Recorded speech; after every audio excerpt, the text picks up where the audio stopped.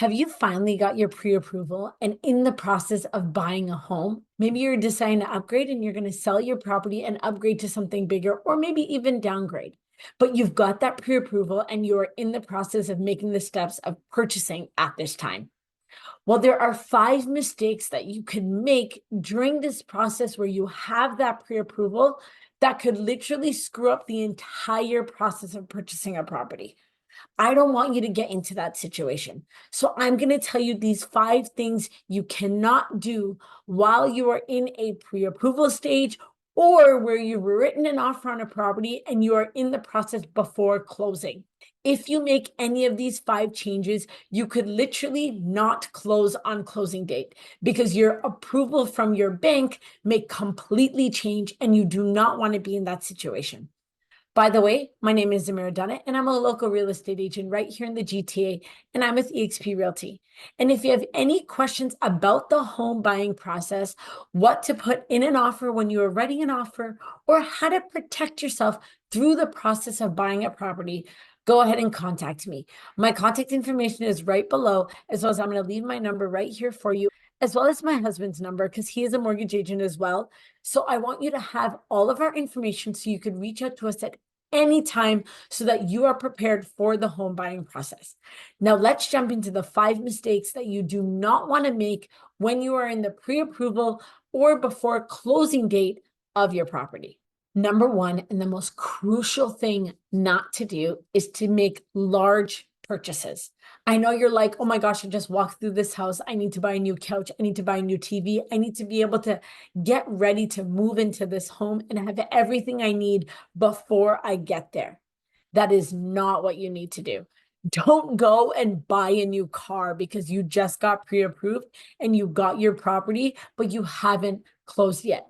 These large purchases can really affect your debt service ratio. When lenders are looking at your debt service ratio, if you don't have a car payment and now you bring one in because you purchased a new car, those payments are now more debt that you have, which means that is going to affect your debt service ratio.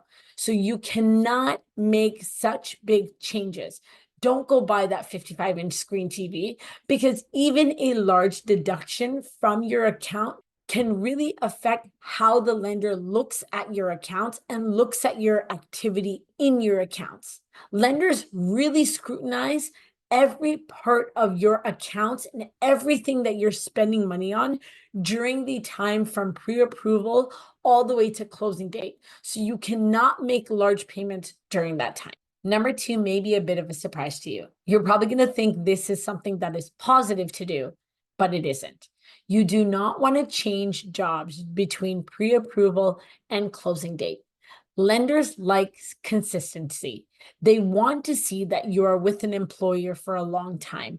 And maybe you're thinking, oh, if I switch jobs, I'm going to be able to make a higher income and I'm also going to be able to get more benefits from this company.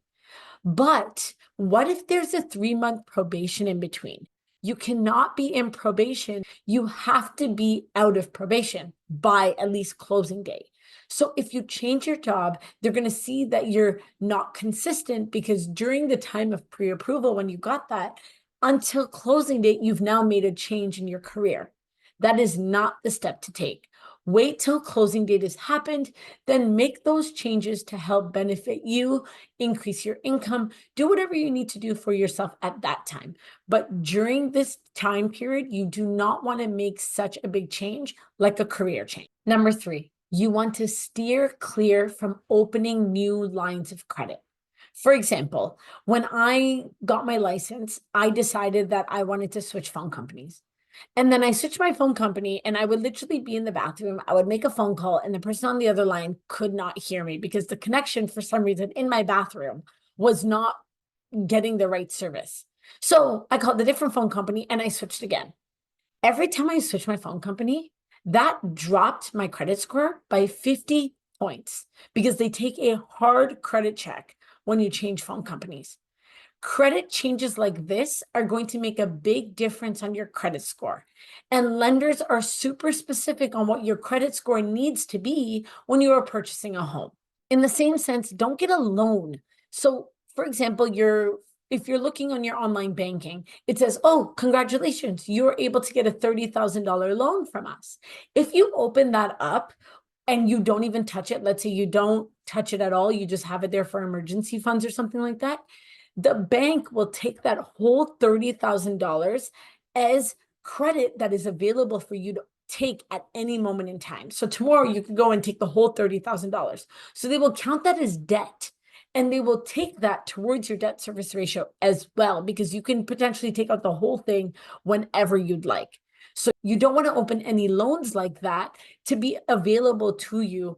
Maybe you think of it as safety, but you want to do that after closing date, because again, these big changes can make a big difference in your debt service ratio and your credit score. Number 4 is to not miss a payment during this time. Missing a payment is probably obvious to mention. Like, everyone knows that they shouldn't miss a payment. But honestly, even one missed payment can totally change your credit score. This is a bit of a personal information of mine, but I'll give you this story. I got a credit card a while ago. I've been paying it off regularly, but I haven't been getting the bills into my email. I still haven't got them, and it's kind of annoying. I haven't got paper bills for them either. So I thought I paid this bill, but I didn't. And 2 months went by and I didn't pay that bill. My credit score went from 850 down to 637 for 2 missed payments. Thank God I paid that off, and I've been good with my credit since then. And now I'm back at 776. But seriously, even one missed payment of your electricity bills, of loans that you have, anything like that can really affect your credit score. So make sure you are keeping a track of all of these payments when the bills are due, and pay them on time, because it can really affect your credit score. It happened to me. Last but not least, number 5, don't co-sign on other loans with other people.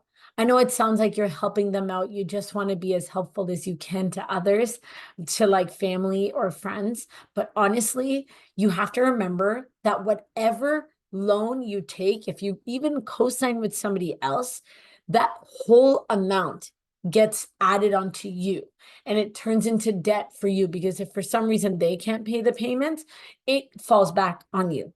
So you do not want to take on a co-sign for anybody else just during this time from pre-approval to closing date. After closing date, honestly, do whatever you want, because no one's going to come and check on you. You can honestly do whatever you want after closing date, but before closing date and in between from pre-approval to closing, you do not want to make these big changes. I hope this video helped you understand what you really need to stay away from when it comes to the time of pre-approval.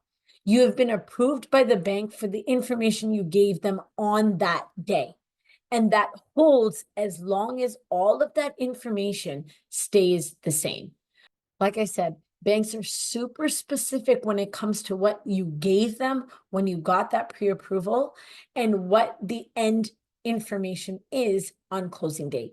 You do not want to make these changes, because honestly, if you've written an offer, you've waived the condition of financing, you are not in a situation to then be able to walk away from the deal at any point at all.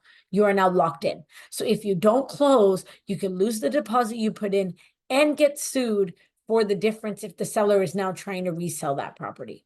By the way, if you're in that situation where you're trying to even get a pre-approval, like I said, my husband is a mortgage agent. His contact information is right there in the description. I had it up there on the screen from the beginning. Go ahead and reach out to either one of us. We want to help you through this process and make sure you are prepared and informed all the way till the day of closing and past that. So please go ahead and reach out to us. If you like this video, please go ahead and subscribe to my channel. Go ahead and hit that like on this video. And thank you so much for taking the time to watch this entire video. I really appreciate it. Thank you so much, guys, and we will see you guys all next week.